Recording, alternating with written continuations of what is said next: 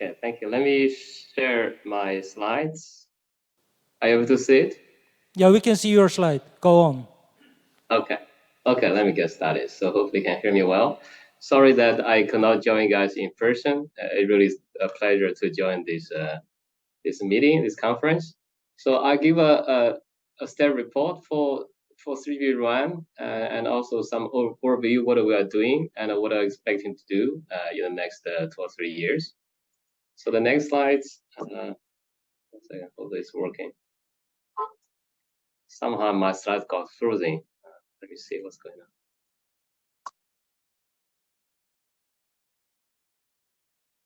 Sorry, this slide seemed computer got a little bit frozen somehow. Let me restart. Hopefully it can work now. Give me 1 second.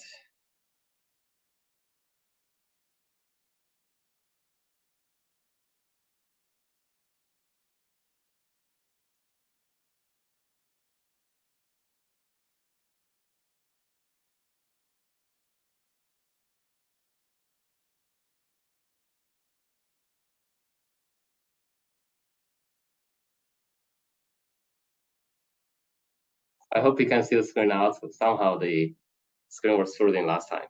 Sorry about it. So here's the outline of my presentation. We'll start with the current status for RAN, and then we'll take a look at how 5G is going to evolve in the next decade. We'll look at how we are preparing Release 19 so far, and also talk a little bit about 6G in 3GPP from RAN perspective. So here is more like a high-level view of where we are standing and where we're expecting to see. As we all know, the 5G started from Release 15, and after that we have 16 and 17, which had good expansion of 5G into vertical domains. Then starting from Release 18, we have the first release of so-called 5G Advanced. This is about to be complete, which also marks the second wave of 5G innovations. We're now discussing Release 19, and also we're still expecting to have some Release 20 evolution in the next after Release 19. So this is a high-level summary of what the Release 18 is about. Given that this is first release of 5G Advanced, apparently it's a lot of expectations, a very strong interest to see how Release 18 should evolve. On the summary, on the high level, we observe that the evolution are exhibiting this kind of balanced evolution across these key technology areas. Essentially, have these three different balanced perspectives. One is the mobile broadband evolution versus further vertical expansion. So we have projects covering how to further improve the traditional mobile broadband, at the same time also try to further expand in the vertical domains. We also have projects to try to have a good balance between addressing immediate commercial needs and also to aim for long-term 5G visions. But we'll take a look at some of the projects later. At the same time, we also have a balance in terms of the device with network.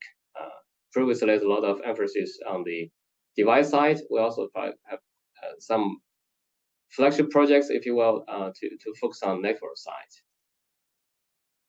So here's a rough clarification of the projects we have in Release 18 from RAN perspective. Apparently, it's not exhaustive list, but try to highlight some major projects. We still have a large number of projects try to strengthen end-to-end 5G system foundation. As you can see, we have MIMO enhancements, which has been in 5G for every single release. Mobility enhancements continue to be one of major topics. This mobile IRB integrates access backhaul, smart repeater, and evolve duplexing. This is one of the very new projects in Release 18, fully started in a retired release.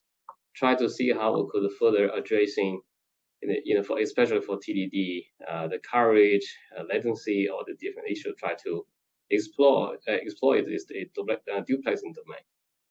Then we also initiated a project on machine learning. This is something completely new, also critical for us to understand better about how this new stuff should be incorporated into 5G Advanced and later on into 6G.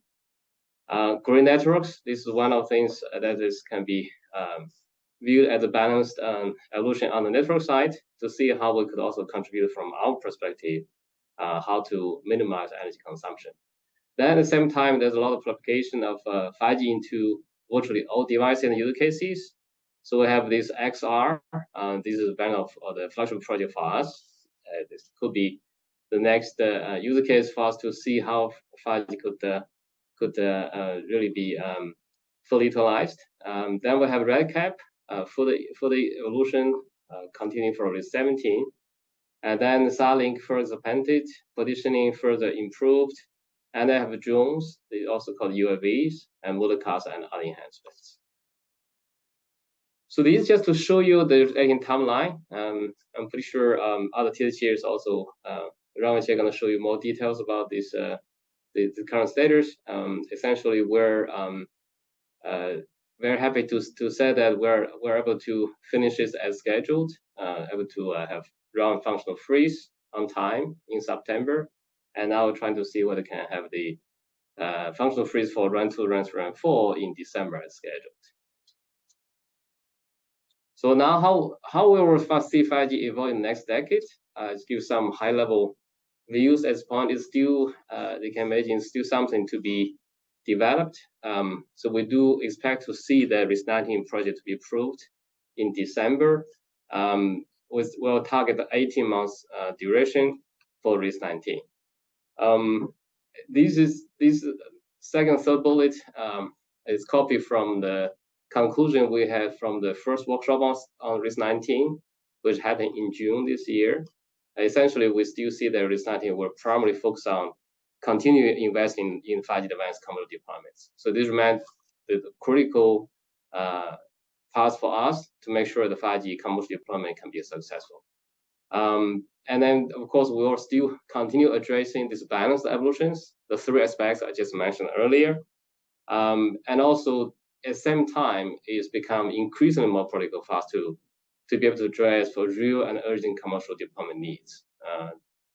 Especially given that now we have more commercial deployments, and through these few deployments and actual findings, there could be some urgency for us to address some bugs or some issues or some critical findings. At the same time, RIS-19 being the second release for 5G Advanced, we also see this can serve as a bridge to 6G. This can be evidenced by the strong interest to initiate some studies, in particular, this new spectrum from 7 to 24 gigahertz, and also this study on the integrated sensing and communication. So there's also something quite draw quite interest in the group. So these are categorization of the topics based on the workshop I just mentioned, which happened in June this year. This is more like to show you the topics that the 3BB has interest in for the RIS-19 release. So you can see that there's quite a lot of topics. Of course, we're still in the process of to see which one should be included in RIS-19. But it's fair to say that we cannot do everything because it's too many. So I do a lot of prioritization to see which have the most connection with commercial deployments and how these things could be also as bridge to 6G somehow. So these to show you these more like a middle step that we already took in September in run plenary meetings in India. A good step for us to see how to move towards the final package. So this is show you the projects which already provide some more like first order time estimation for different projects. As you can see in round 1, likely we're going to have these 7 different topics.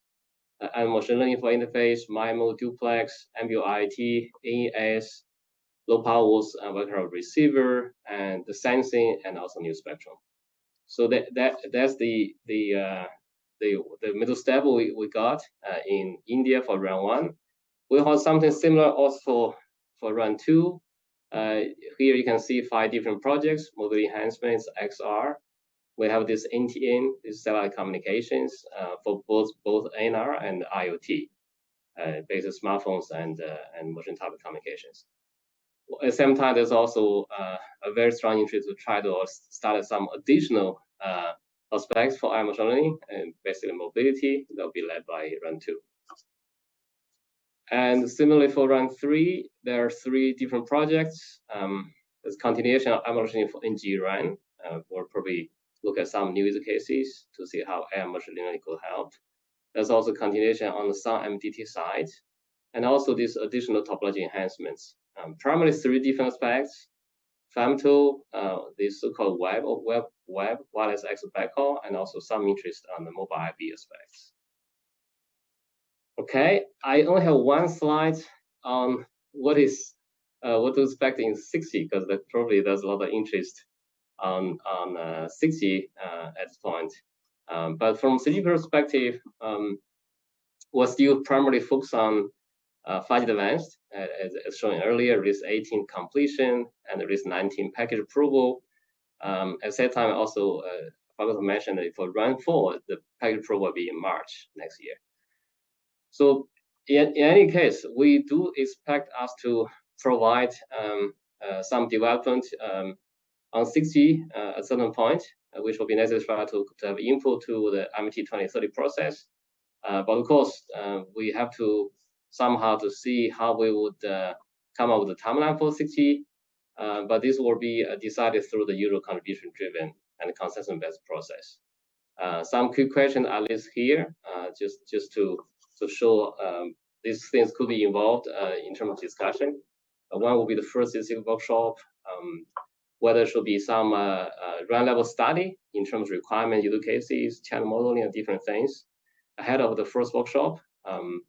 The good news, we already have some RIS 19 study. I mentioned this new spectrum and sensing earlier. And when should be first RIS to be completed? This is more or less the completion for the IMT 2030 submission. And also we talk 1 or 2 releases. We already have very brief discussion in September, triggered by some liaison from ITU. We're expecting to have more discussion in December, and hopefully we'll make some decisions. And if you cannot make full decisions, we'll definitely take more time to try to make the full decision for timeline. I think that's all I have. Thank you so much.